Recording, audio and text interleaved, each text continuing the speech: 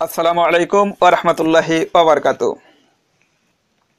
আল্লাহ তাআলার পক্ষ থেকে শান্তি, দয়া এবং রহমত সকলের উপর বর্ষিত হোক।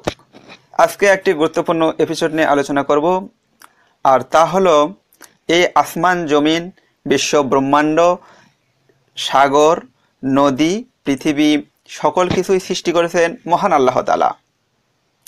আর মহান আল্লাহ তাআলা আমাদের রব, যিনি আমাদেরকে সৃষ্টি করেছেন। আর মহান আল্লাহ তাআলার নামের কিছু অলৌকিকত্ব এবং গাণিতিক কিছু অলৌকিকত্ব নিয়ে আলোচনা করব ইনশাআল্লাহ। তো চলুন জেনে নেই মহান আল্লাহ তাআলার নামের কিছু গাণিতিক অলৌকিকত্ব।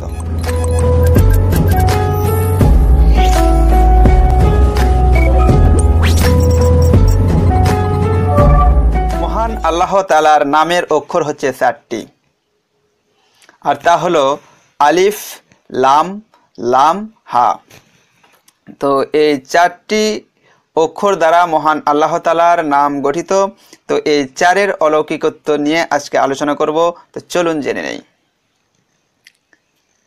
কোরআনের 4 নম্বর সূরা হচ্ছে সূরাতুন নিসা, আর এই সূরা নিসার আয়াত সংখ্যা রয়েছে 176টি, যা 4 দ্বারা বিভাজ্য।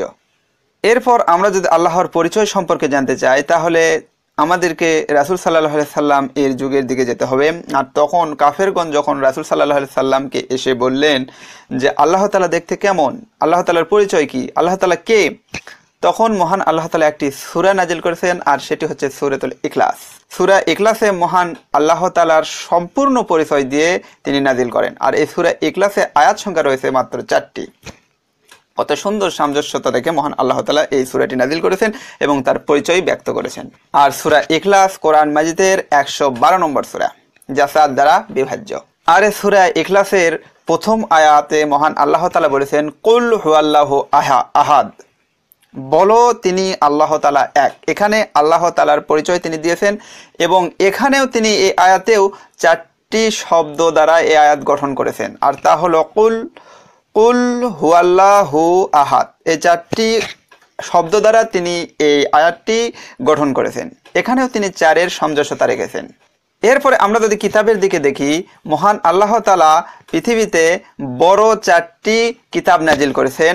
এই 4টি কিতাব নাজিল করেছেন তার নামের 4টি অক্ষরের সাথে সামঞ্জস্যতা রেখে, এবং এই 4টি কিতাব আবার 4 জন সম্মানিত রাসূলের ওপর নাজিল করেছেন। তারা হলেন হযরত মুসা আলাইহিস সালাম, হযরত ঈসা আলাইহিস সালাম, হযরত দাউদ আলাইহিস সালাম এবং মহানবী হযরত মুহাম্মদ সাল্লাল্লাহু আলাইহি সাল্লাম। এই 4 জনের উপর 4টি কিতাব, তাওরাত, জব্বুর, ইনজিল, কোরআন, এই 4টি কিতাব তিনি নাজিল করেছেন। এখানেও তিনি 4-এর খুব সুন্দরভাবে সামঞ্জস্যতা রেখে এই কিতাবগুলো সম্মানিত রাসূলগণের উপর নাজিল করেছেন। মহান আল্লাহ তাআলা তার নামের গাণিতিক মিল রেখে তিনি 4 জন বড় ফেরেশতা সৃষ্টি করেছেন। আর তারা হলেন জিবরাইল আলাইহিস সালাম, মিকাইল আলাইহিস সালাম, ইসরাফিল আলাইহিস সালাম ও আজরাইল আলাইহিস সালাম। এখানেও মহান আল্লাহ তাআলা তার নামের সুন্দর গাণিতিক মিল রেখেছেন। এরপর যদি আমরা রাসূল সাল্লাল্লাহু আলাইহি সাল্লাম এর জীবনেতে আসি, তিনি রাসূল সাল্লাল্লাহু আলাইহি সাল্লামকে 40 বছর বয়সে নবুয়ত দান করেন। আর এই 40 ও তার নামের গাণিতিক 4 দ্বারা বিভাজ্য। এরপরে রাসূল সাল্লাল্লাহু আলাইহি সাল্লাম এরও 4 জন বড় সাহাবী ছিলেন। আর তারা হলেন হযরত আবু বকর রাদিয়াল্লাহু আনহু, হযরত ওমর রাদিয়াল্লাহু আনহু, হযরত ওসমান রাদিয়াল্লাহু আনহু ও হযরত আলী রাদিয়াল্লাহু তাআলা আনহু। মহান আল্লাহ তাআলা এখানেও 4-এর মিল রেখেছেন। এরপরে আমরা যদি কোরআনের আয়াতের দিকে যাই, তাহলে সেখানে পুরো কোরআন শরীফে আয়াত সংখ্যা রয়েছে 6236টি, যা 4 দ্বারা বিভাজ্য। এখানেও মহান আল্লাহ তাআলা 4-এর মিল রেখেছেন। এরকম অসংখ্য মিল রেখেছেন পুরো কোরআন শরীফে মহান আল্লাহ তাআলা এই 4-এর। আমরা যদি মানুষের চেহারার দিকে তাকাই, তাহলে আমাদের সর্বপ্রথম 4টি জিনিসের উপর নজর পড়ে, আর তা হলো চোখ, কান, মুখ এবং নাক।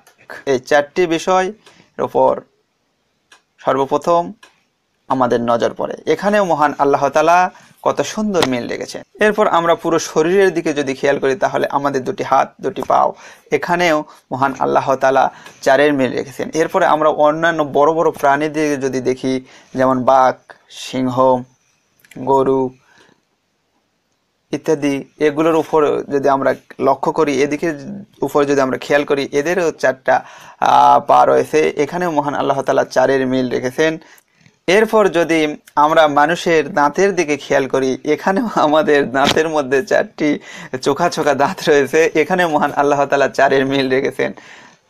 তো এরকম অসংখ্য অসংখ্য তার সৃষ্টি জগতের মধ্যে মহান আল্লাহ তাআলা 4-এর মিল রেখেছেন। তো আজকের মতো এ পর্যন্তই। আবার দেখা হবে অন্য কোনো সময়, অন্য কোনো এপিসোডে। সে পর্যন্ত সবাই ভালো থাকবেন, ভালো রাখবেন, মন্দ হতে বিরত থাকবেন। আসসালামু আলাইকুম ওয়া রাহমাতুল্লাহি ওয়া বারাকাতুহু।